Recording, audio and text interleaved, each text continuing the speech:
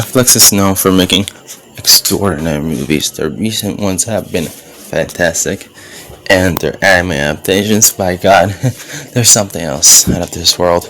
But nothing makes me want to pluck my eyes out with a rusty fork more than elona Holmes. Now, the reason why I came for this wasn't because of the cast, even though Millie Bobby Brown was Elona in Stranger Things, and God, I love that show. But it was because a new Sherlock Holmes movie was gonna come out, and me as a Sherlock fan, I was really excited. I watched one of the Robert Downey Jr. movies, and I watched the show, so I'm excited. But anyway, Elona Holmes. Why haven't you heard of her? Because she's recently added to the whole Sherlock Holmes universe. She wasn't even added in by the original author, which I'm not surprised. But basically, Elona Holmes is like this unheard of and much smarter version of Sherlock Holmes, which of course she is. She's a marriage sale, and throughout the whole movie, she's trying to find her mother. She's dead set on it, all by being weighted down and being confronted by the main antagonist of this whole movie. It's one of the most dastardly, most devil-like things to ever exist. A straight white male. I know. I shit my pants filled with fear when I saw that. How can they put a straight white male in a movie? But anyway, Elona Holmes is dead set on finding her mother, who has abandoned her, and who has maybe psychologically abused her and physically abused her. But hey, let's not talk about that. So, if Elona Holmes had to sell her soul to the devil, she will happily do it if it meant she could find her mother.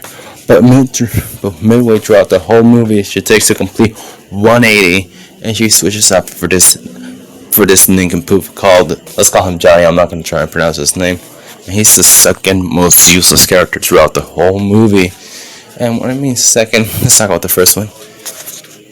I'm talking about Sherlock Holmes himself. He's the most useless character in the movie. I'm not even talking about solving any mysteries or anything. I mean plot-wise too. If you take Sherlock Holmes out of the movie completely and just talk about him in a few scenes, nothing would be missing from this movie at all. Nothing important to the plot, and he doesn't even help a solve like the main mystery or something of the movie. Just stupid. This movie is just basically anti-men propaganda. We see it over and over again. You haven't any hope of understanding any of this. You do know that? Educate me as to why. Because you don't know what it is to be without power. Politics doesn't interest you. Why? Because it's fatally boring. Because you have no interest in changing a world that suits you so well. Let me out of this carriage. I will deny I'm your sister to whoever asks, and I will do it with pleasure. You are my ward! And you will do it! Just fucking do it! Yeah! Buff is a little cunt, which of course he is because he's the main antagonist, a straight white male. And keep in mind, Elona, it's pretty stupid watching the movie because at one point you ask yourself this question: who would win, a grown-ass woman or a little girl? What answer? Obvious. Adult. Who would win, a teenage girl or a professional judo trainer for women? Obviously, the professional judo trainer for women. Who would win, a highly trained assassin or a teenage girl? Obviously, the Maris who's gonna win every time. She outsmarts this guy every single chance she takes. Keep in mind, he's pretty skilled. He found her on basically nothing. He did everything, and at one point, she basically blew up a whole factory in the house.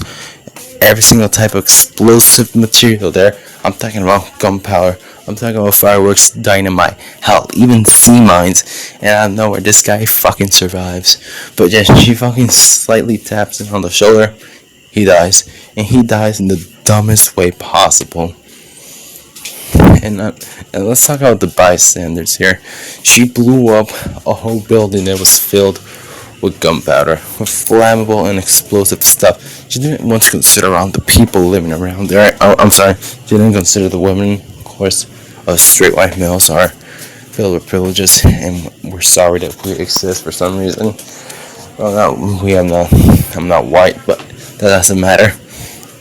So yeah, and movies just filled with visible cringe. And I heard an article said they're planning for a sequel. I was hoping to God this wasn't true, but towards the end of the movie, it really hinted towards it. And but Millie Bobby Brown says she thought that Elona Holmes was much bigger of a hero than 11 from Stranger Things, which I found stupid. But hey, that's just my opinion. Oh man, that doesn't matter anything in this world. I feel really bad for my fellow boys out there. Just keep in mind if one of them watches this, like, they might get brainwashed or something, and that's what they want. Instead of writing good characters, they write trash like this. It pisses me off because all these characters have been greatly developed, and they just shit on us, and every single chance they could. It's like Fallout 76. I'm not even kidding. But anyway, I really don't know what to make out of this movie. It's just completely worthless.